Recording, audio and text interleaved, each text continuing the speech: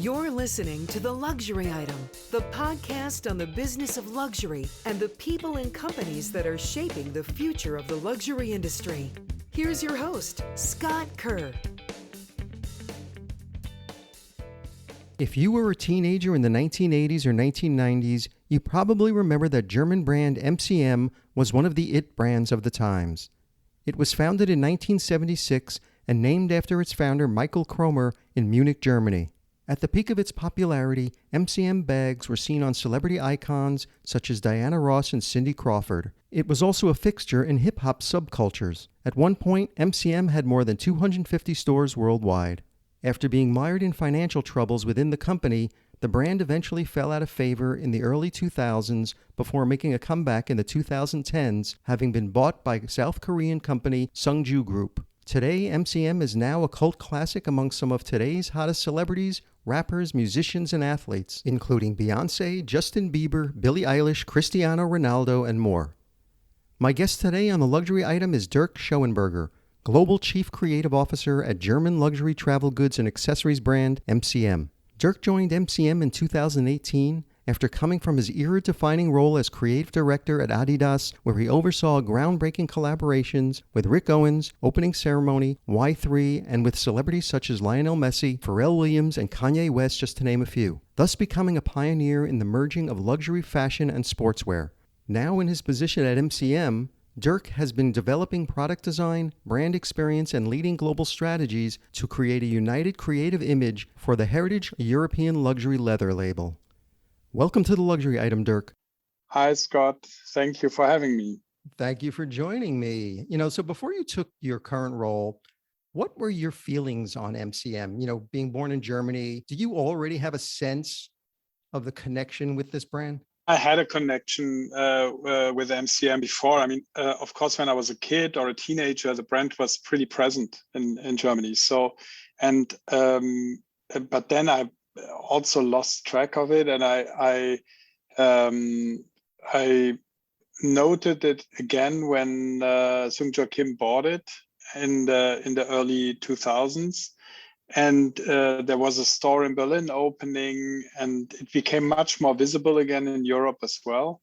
Because in between that, I really didn't know if it was still existing. And other brands became much more important in a certain way in the 90s. So I lost track of it. So for me, the feeling I always had with MCM when I was a teenager, oh, it's this Munich brand, Right. Like I come from Cologne. So Cologne and Munich in Germany are very different cities.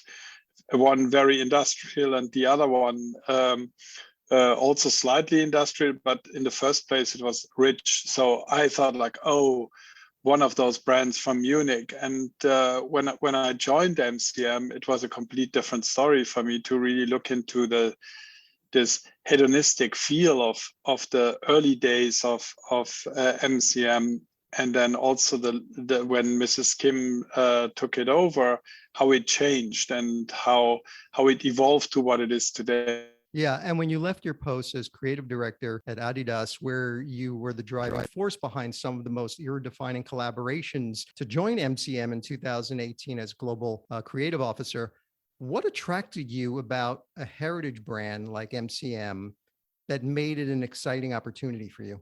For me, Adidas was also a heritage brand in a certain way. Right. So there was this history, and when I joined Adidas, I felt really I was a little bit tired of fashion. I wanted to work for a company that was really relevant on the street as well, and to really play with this high and lows. To Adidas had, of course, the collaborations with Yohji Yamamoto and Stella McCartney are already going on, but the ones that we added during my time there were really playing with this super luxury versus very street savvy brand.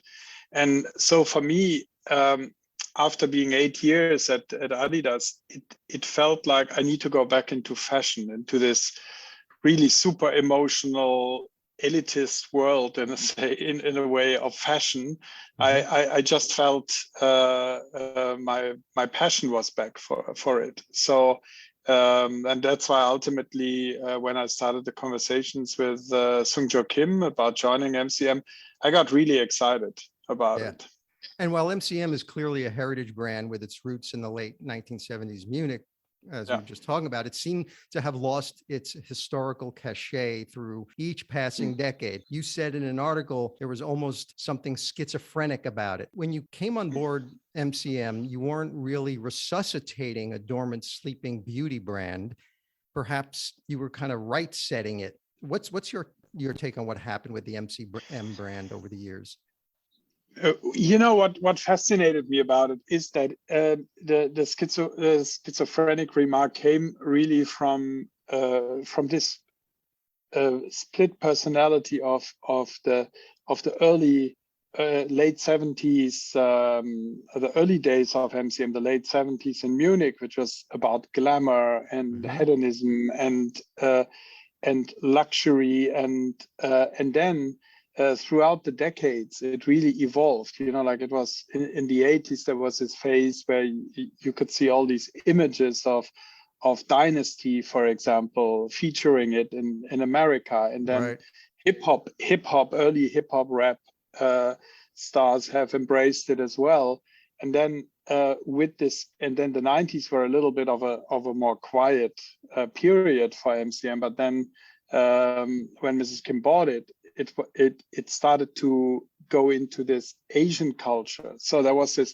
I always say it's like a plane, and the journey started in Munich, and then it touched down briefly in America, and then it touched down in Korea, and then this whole idea of this Munich. That's why one of my first collections for MCM was about Munich disco and Berlin techno, basically, and everything that was in between.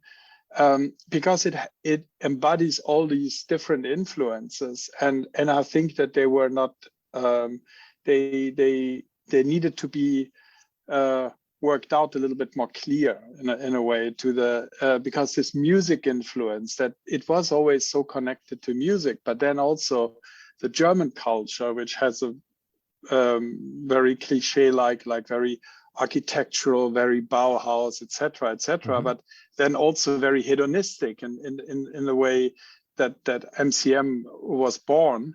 But then also the Asian culture coming in and pop culture in general.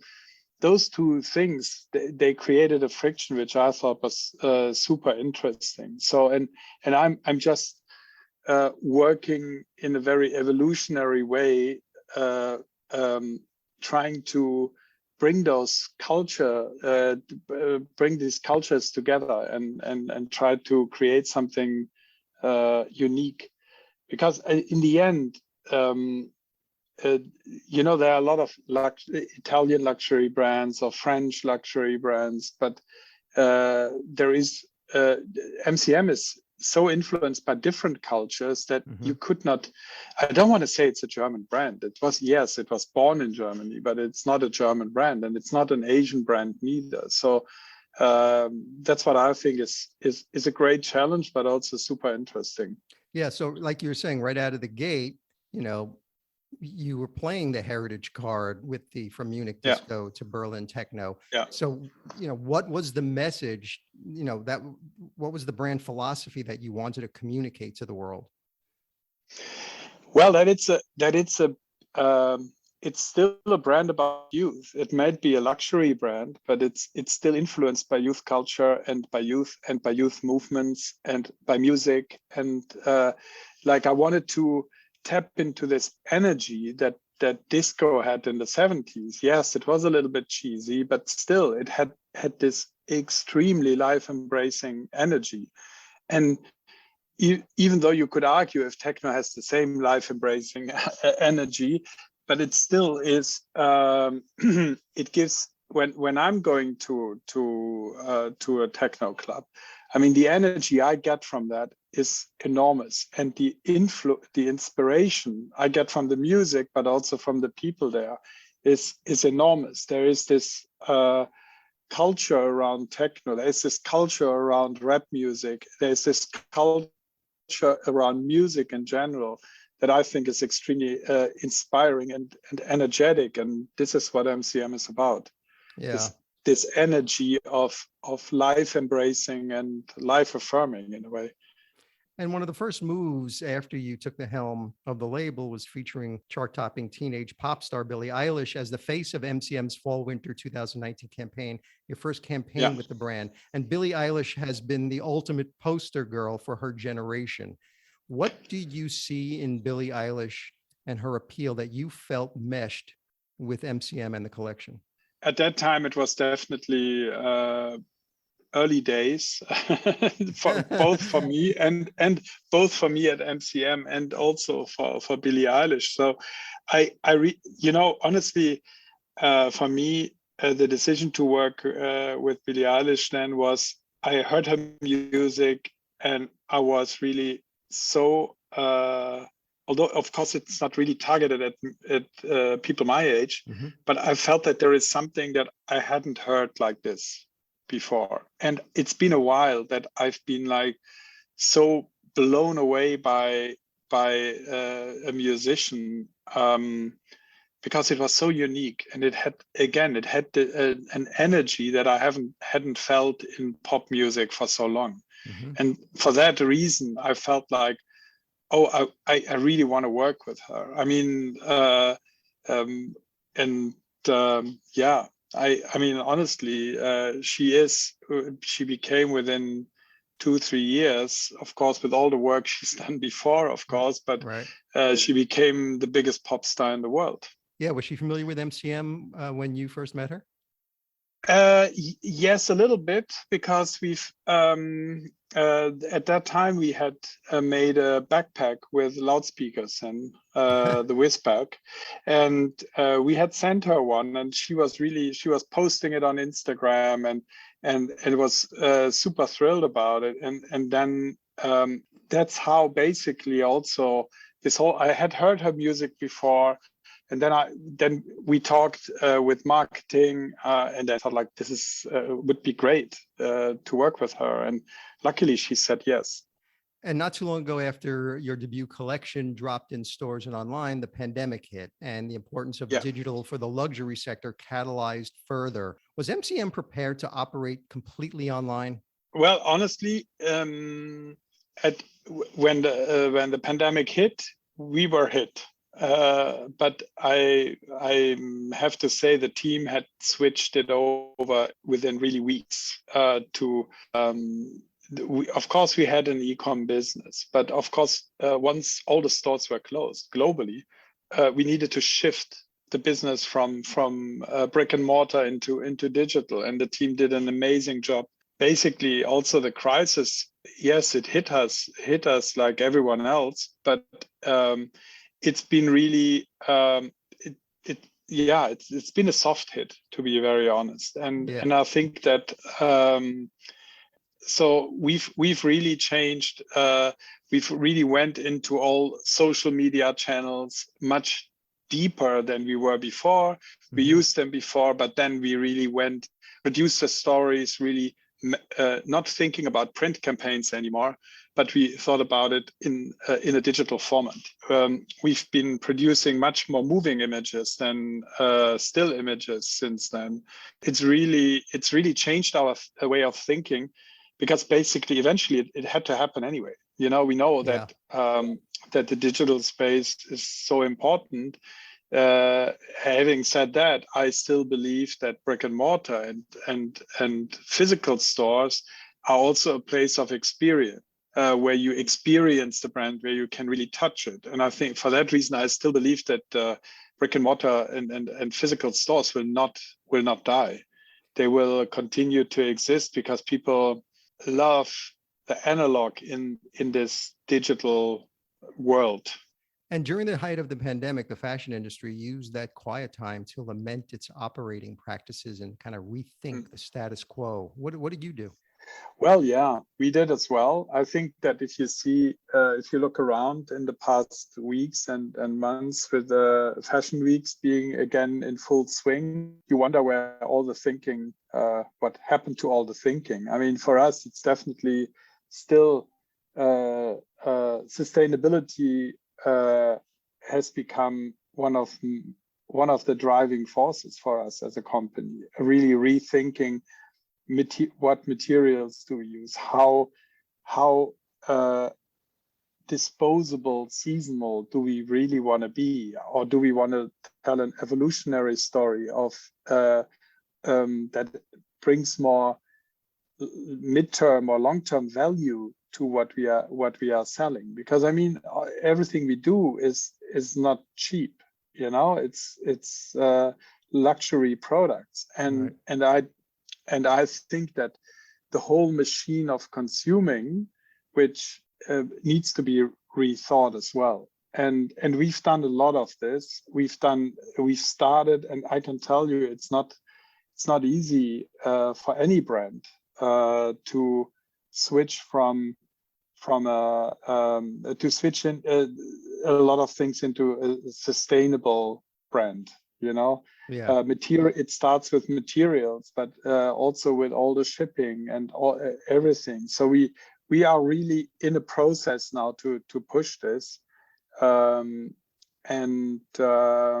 yeah, I think the luxury and the fashion industry is still so important and so valuable, and it creates so much emotion for consumers.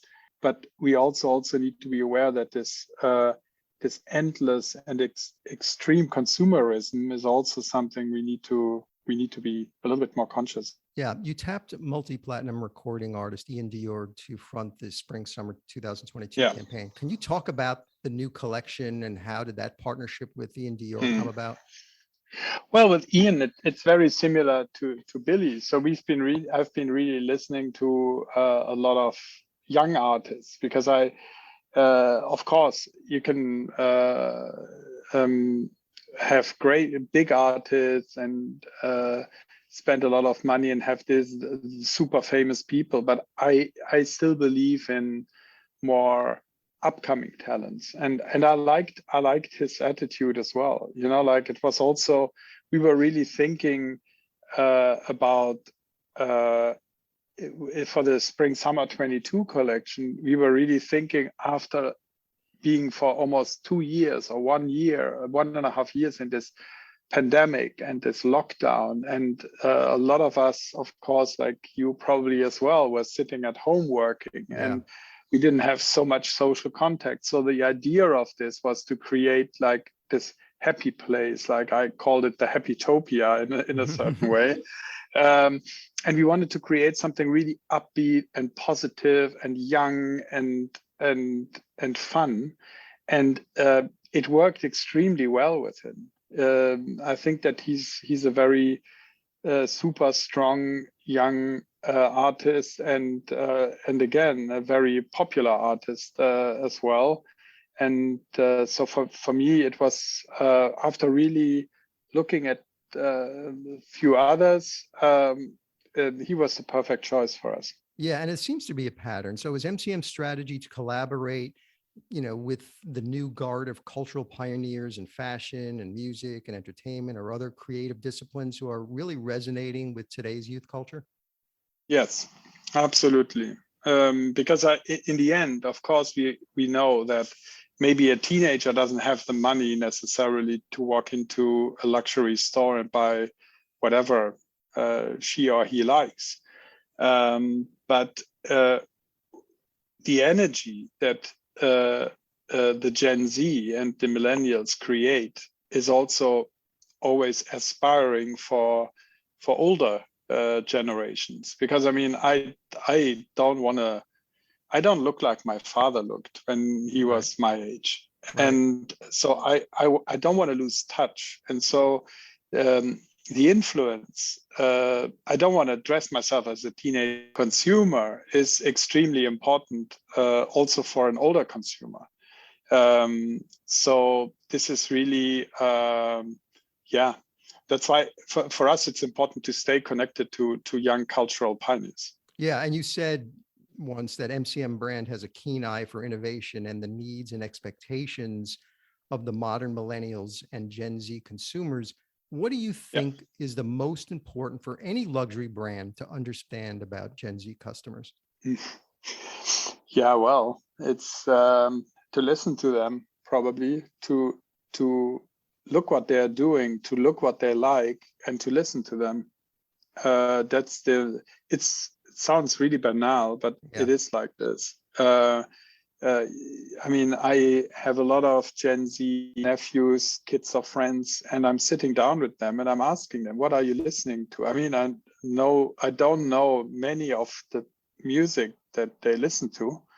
They don't want to hear the music that I'm listening to neither, but I want to hear from them. What is their concern, and what is what are they passionate about? What do they like? What do they hate?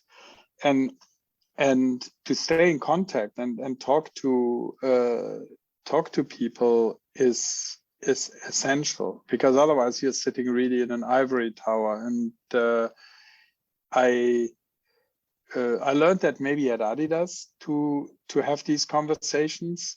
Before, maybe I also didn't have them so much, but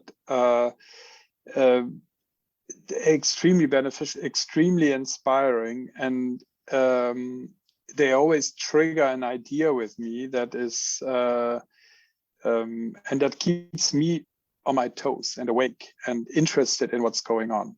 So for 44 years, the MCM brand had one iconic signature logo, the laurel-leafed cognac Facettos. Last year, to celebrate MCM's 45th anniversary, you unveiled two new logo designs to complement the Facettos print. One was a vintage monogram and the other a geometric interpretation of the classic logo, the cubic monogram, and both launched with respective collections.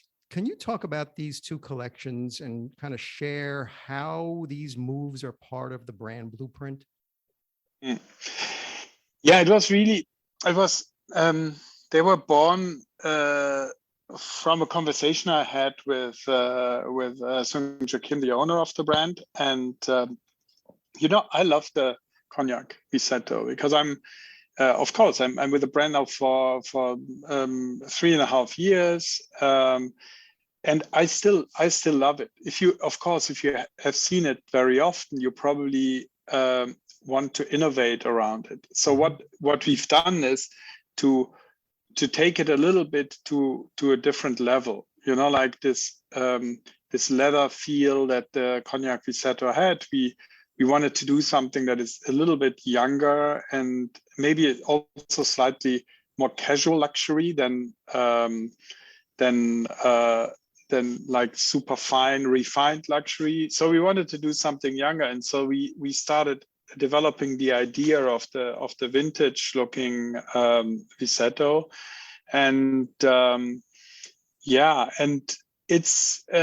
it's been a great journey with it, because of course this is already now I think I'm working with it now the 3rd season, and we always still push it further, and we still develop new textures with it. So I think that this was a great step in between the cubic monogram and the classic cognac Facetto. So, and I wanted to do something that is completely walking away from the old touch and feel and graphic, and that's why we came to this idea of the repeat, to create something that has a tech feel about it, like a much younger approach. And then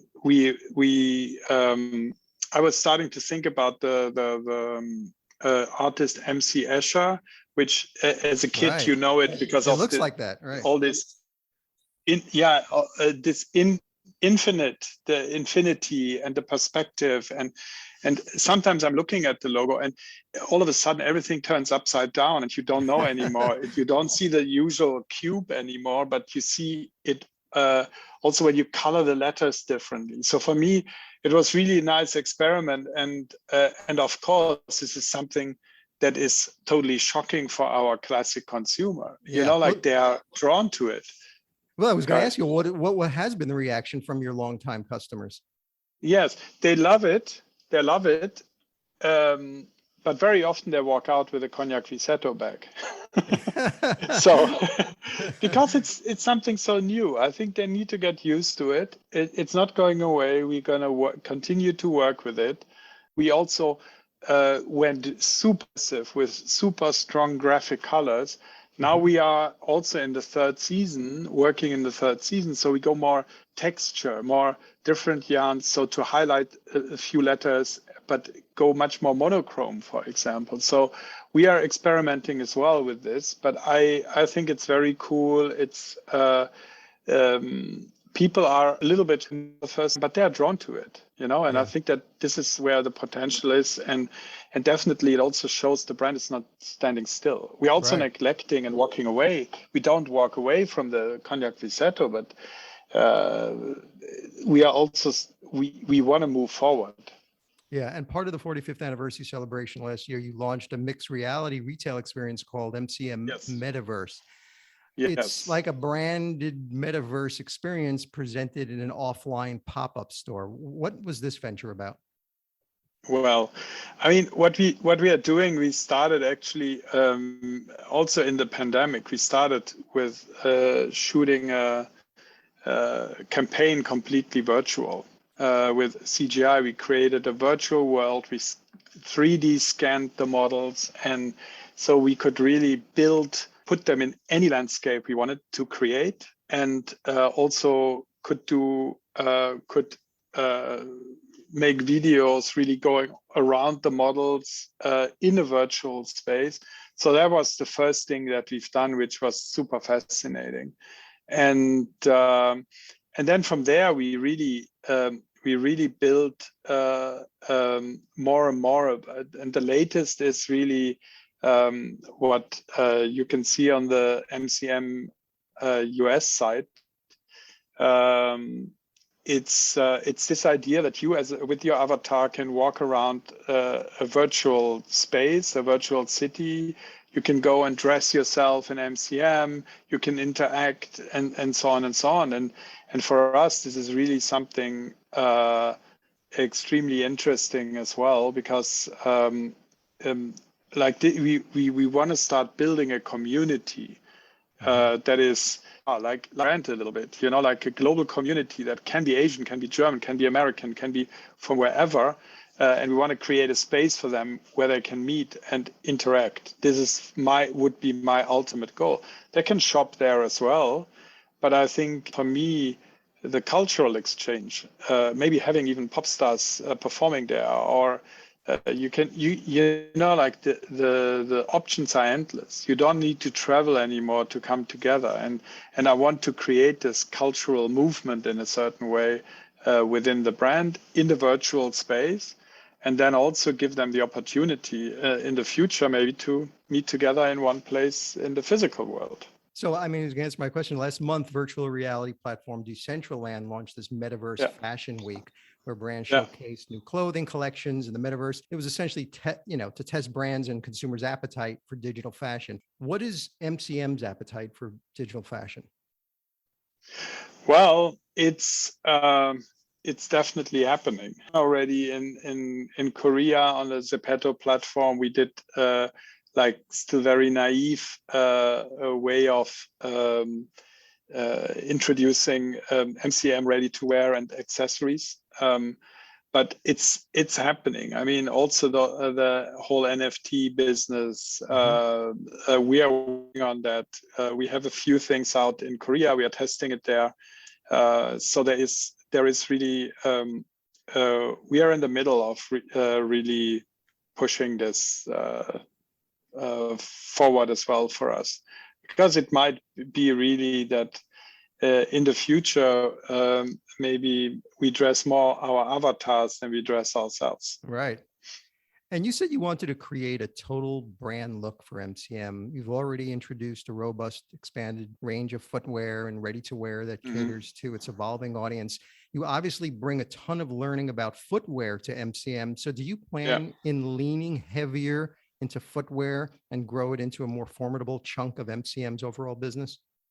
Yes, absolutely. I think it's that shoes are of course, when you are a leather goods brand, when this is where it started, I think that shoes is the next logical big step for a brand like ours. And we've been really we've had a very small collection for a long time, but now from the autumn winter 22 collection onwards, we are really building a much bigger, much more complete look, because we were very focused on sneakers before. We add a lot of leather shoes now, also a few female silhouettes, although not like super sexy high heels, but much more female silhouettes still. So for me, this is a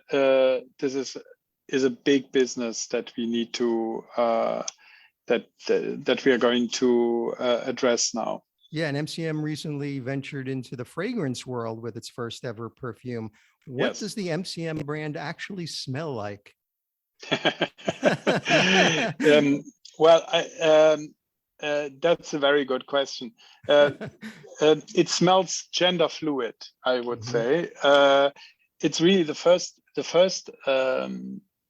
perfume that we put out is it starts very female, and the longer you have it on your skin, it really becomes very unisex. And there've been examples in the past where female perfumes became male perfumes all of a sudden, and we wanted to have like this ambiguous feel about what is it? Is it a women's? Is it a man's perfume? So we are really the first one was really had this extremely gender fluid unisex approach. And the second one that will come now this summer is really much more female driven, very clearly. But our first one was definitely, and then from there on, of course, there will be a male version, etc., etc. So we are really building a full fragrance collection. Do you think that'll expand to other beauty products? I hope so, because I think that there is a lot to explore still. I mean, and again, being a brand between the continents, basically, we could always look into K-beauty and this amazing products that companies are producing in Korea. We might be working in Europe or in America with companies, but for me, there's lots of opportunities. It wasn't too long ago that about 60% of MCM's business was in Asia, with the rest in Europe and Middle East and the Americas. Where does that stand today, and what are your expansion plans? The business is still very Asian driven, but I also am super happy that we've built an amazing business in America in the past 2-3 years. It's really been exploding. And also the European business is growing really, really well. I'm super happy with it, that it becomes really a truly globally acknowledged brand. So still, Asia is a main focus. It's the main focus for all luxury brands, of course, with China, with Korea being super strong, but also Southeast Asia. It's really it's super interesting market. As I said, I'm happy that we are not only depending on the Asian market, but that we've really grown extremely well in America, and also really, really well in Europe. The MCM website outlines its sustainability goals and your vision to become creative leaders in sustainable luxury. What sustainable practices is the company doing to reach this goal? Yeah, I mean, of course, like every fashion company, how you start with what materials you use and how you produce, and that is definitely the first thing to address, and that's what we've been working on. We've switched a lot of materials to either recycled materials, or we've been eco nylons, recycled nylons, biodegradable nylons, like all these things that we are looking into that are making the majority, of course, of our business. There are a few other things that we are working on. For me, really the biggest project is how to make our main material, the cognac Visettos, the Visetto material, very sustainable. And it looks like with our partners, we've really found a good solution. And so we will have more news about that pretty soon. Would you ever think about looking into like sustainable vegan leather alternatives? Yes, we are also looking into that. For us, it's very important that the quality is still has the quality of a luxury product. So for me, very often I like the idea of a material, but then we make a sample from it, and it's not really. We found now a few vegan options or laboratory-driven options for vegan leathers that are very interesting, and we are getting there. There will be 5 years. The developments will be amazing that we will have when it comes to vegan leathers. But in the past years, there was always real compromise. And and ultimately the artificial leathers, if you do like PU, PVC or something, is for me not then the alternative to real leather. That's a little bit my concern, because you exchange maybe the something into a vegan option, but then you create a man-made material that is probably more harmful for nature. And this is something where that's why I'm really trying to work to get a very quick solution for all these materials that we still have and other luxury brands have as well in their collections to become more sustainable. So what can we expect from MCM in 2022 that you can share? Well, what can you expect? I mean,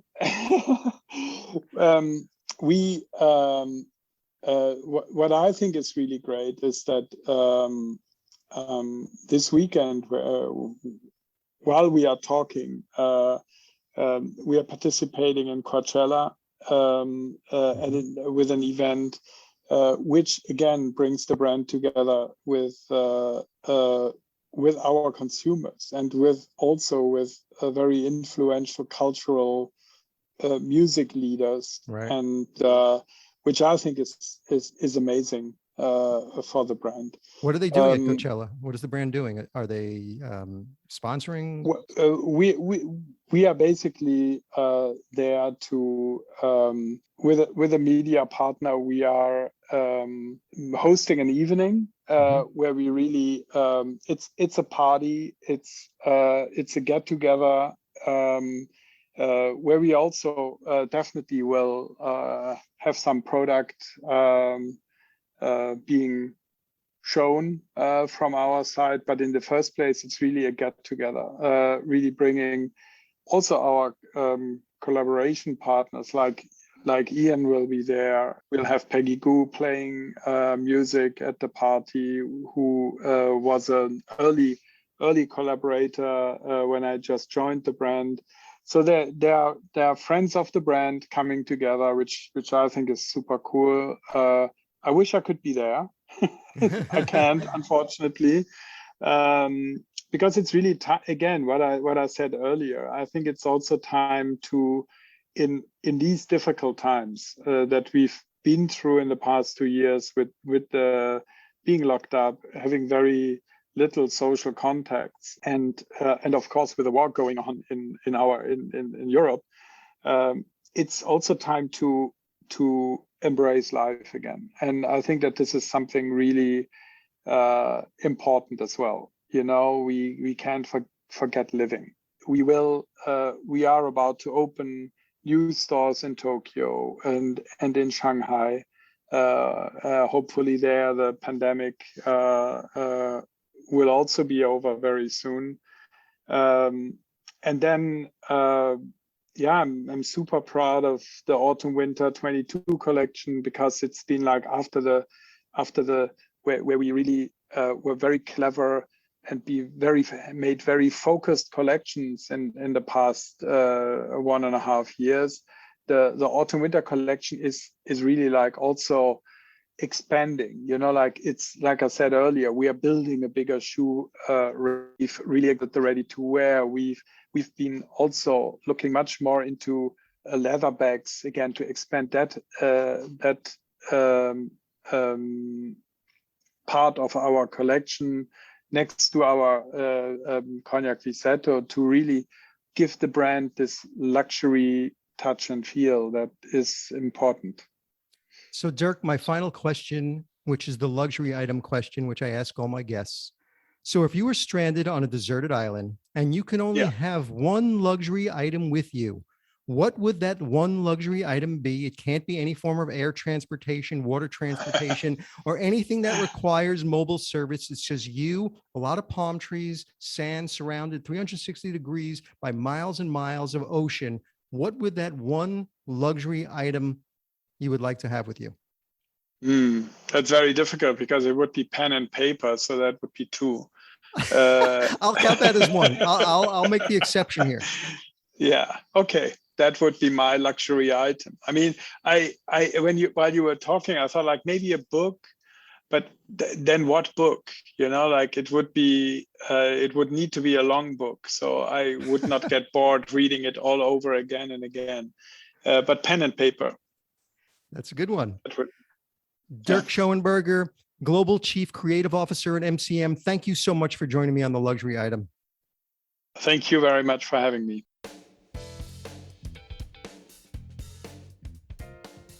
That's it for this episode of the Luxury Item Podcast. Thank you so much for listening. If you found this useful and entertaining, I would be really grateful if you can share it with a friend or colleague. I would love it if you subscribe so you never miss an episode. And while you're there, be sure to rate and review us on Apple Podcasts. It really helps other listeners find us. The Luxury Item Podcast is a production of Silvertone Consulting. I'm your host, Scott Kerr. Until next time.